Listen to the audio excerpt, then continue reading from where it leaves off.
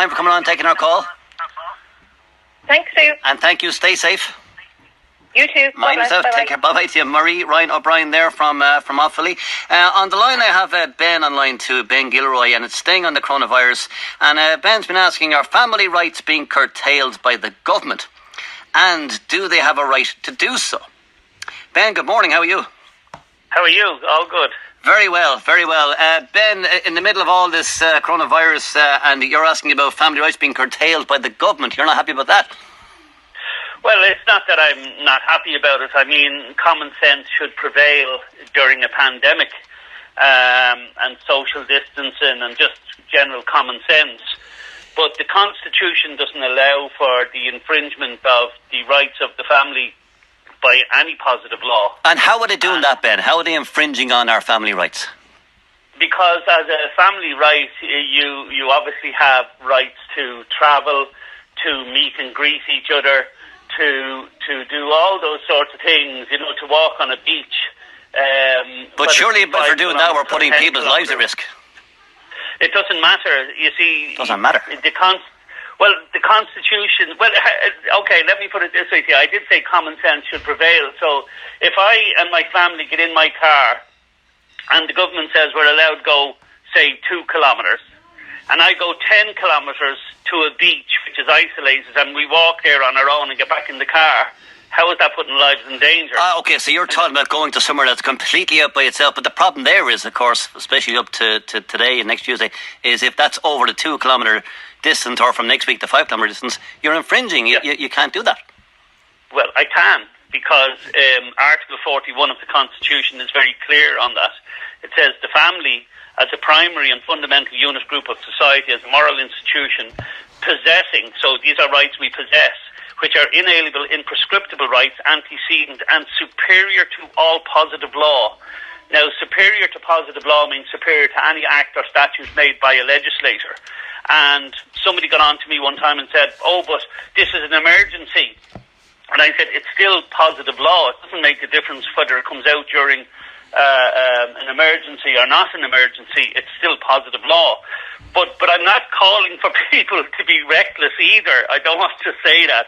I think we should educate people properly, which is what we're basically doing. I don't believe people are staying in just because the law says so. No more than people don't rape each other just because the law doesn't allow that. Yeah, but people are staying in because they're scared, they're frightened. Yeah, well, and they're right to be scared, and that's what I'm saying. And that's why they're not going to, like, say, beaches and isolated places, because they're doing what they're told. Well, I don't know if they're doing what they're told, or you made the point it's because they're scared, not because what they're doing what they're told, and that's the difference I'm trying to point out. But there would be nothing to prevent me driving 10 kilometres to a beach for a walk with my family if that's what we chose to do. Okay, well, I'll put it to you briefly then, because I have to go to that break. If you're doing that today, just say a beautiful day like today, and you decide, right, I'm going to go to wherever, to beach, bring me family, there's no one around, and if you're stopped at a checkpoint, what are you going to say to the guard? I'm exercising my inalienable rights as a family. And he says to you, sorry, is this an essential trip you're making? It doesn't say that in the Constitution. What it says is that my rights are superior to all positive law. And but the government, who are the guardians of the Constitution, have to say to you, is this an essential trip you're making today? That's positive law, though. My rights are superior to positive. I'm only telling you what I didn't. Oh no, I know. You weren't around in 1937. I know. But if we want to rip that section out of the Constitution, by all means, let's agree to do that. Maybe they will after this. I don't know. But just one final point. That if you're stopped today at a checkpoint and you've got your family in the car and you say, "Well, I'm off to the beach, guard. It's a beautiful day. There's no one around," and he says or she says, "Sorry, it's not an essential trip. You have to go home." Well, I drove to Balbriggan the other day, and my family went on the beach in Balbriggan, and that's a good 20 miles at least from where I live. And were you stopped? No, I wasn't stopped. But it didn't matter whether I was or not. I was going to continue on my journey.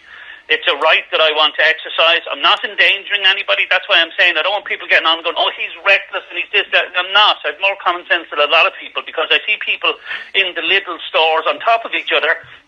Caroline and Burr has texted in saying anybody with those kind of attitudes is a dickhead.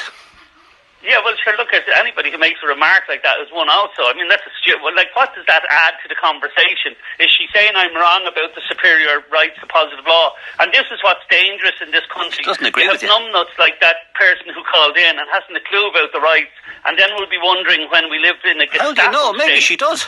Maybe she knows the Constitution as well as you do. No, she doesn't, because... How do you know? How could you be a dickhead for exercising your rights? Sure, that's crazy. Fair that enough. Would make sense. I say exercise your brain and your common sense. That would be a lot better, right?